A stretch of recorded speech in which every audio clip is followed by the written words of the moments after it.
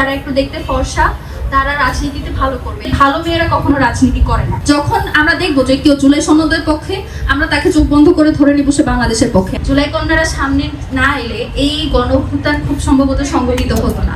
জুলাইয়ের পরে একটা জনগোষ্ঠী যারা কখনো পলিটিক্স নিয়ে ভাবেনি তারাও পলিটিক্যাল হয়ে উঠতে শুরু করে।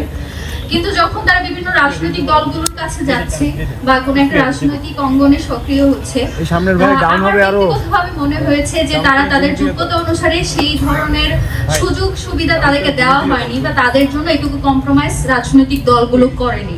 আমাদের জুলাই সনদে লেখা ছিল যে খুব সম্ভবত 10% নারী অংশগ্রহণ বা নারীকে মনোনয়ন দিতে হবে জাতীয় নির্বাচনে, এই ধরনের একটা ধারা ছিল জুলাই সনদে। তো আমরা দেখতে পেয়েছি কোনো রাজনৈতিক দলই যেটুকু বলা হয়েছিল সেটুকু দূরে থাক, তার অর্ধেকও নারী পুরো বাংলাদেশে তারা মনোনয়ন দিতে পারেনি।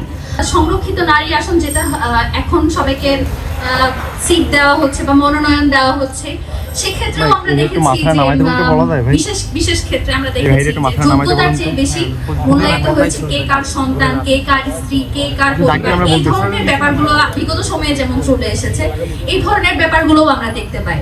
জুলাই সনদ যেখানে নারীদের অধিকার নিশ্চিতের জন্য একটা ধারা নিশ্চিত করলো বা একটা উপধারা তৈরি করলো, সেটাকেও যখন আপনি মূল্যায়ন করেন না, তখন আসলে বাংলাদেশের নারীরা যেখানে দেখেছে সে যত যোগ্যতায় থাকছে তার যোগ্যতা অনুযায়ী তার বিচারটা হবে না বা সে যে যোগ্যতা নিয়ে একটা জায়গায় যাচ্ছে সেটার মূল্যায়ন করা হবে না, তখন বোধ করি কেউ আর ওভাবে সামনে আসতে সাহসটা পায় না।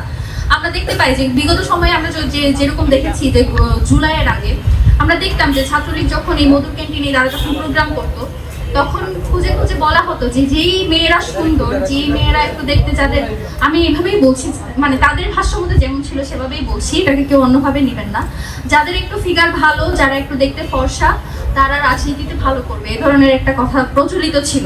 এবং মেয়েদেরকে যেভাবে ব্যবহার করা হতো মিছিলের সামনের সারিতে এবং কখনো কখনো নেতার পেছনে হাততালি দিবে, এই ধরনের একটা মেয়েদের রাজনীতি বলতে এটা ছিল। এই জন্য এক ধরনের কথা প্রচলিত ছিল যে ভালো মেয়েরা কখনো রাজনীতি করে না, এই ধরনের কিছু টেবু, এই ধরনের কিছু সেন্টেন্স আমরা সবসময় শুনতে পেয়েছি। তো এই সব কিছুকে উপেক্ষা করে যখন আমরা জুলাই গণঅভ্যুত্থানকে সফল করলাম এবং জুলাই গণঅভ্যুত্থানের পরে যখন আমাদের কাছে সুযোগ এলো যে প্রত্যেকটা সেক্টর সুন্দরভাবে সংস্কার করার, সেটা কোথায় বাধাপ্রাপ্ত হচ্ছে এবং কাদের কারণে হচ্ছে এটা আশা করি বলার অপেক্ষা রাখে না। 1 বছর ইন্টারিম সরকার ছিল, সেই ইন্টারিম সরকারের মধ্যে ভূত বসেছিল যারা আমাদের সেই সংস্কারগুলো করতে দেয় কিংবা সেই সংস্কারগুলো করার পথে পদে পদে বাধা সৃষ্টি করেছে। কেউ কেউ বলেছে গণতান্ত্রিক যে সরকার আসবে, নির্বাচনের মাধ্যমে যে সরকার আসবে, সেই সরকার এসে সবকিছু ঠিক হয়ে যাবে।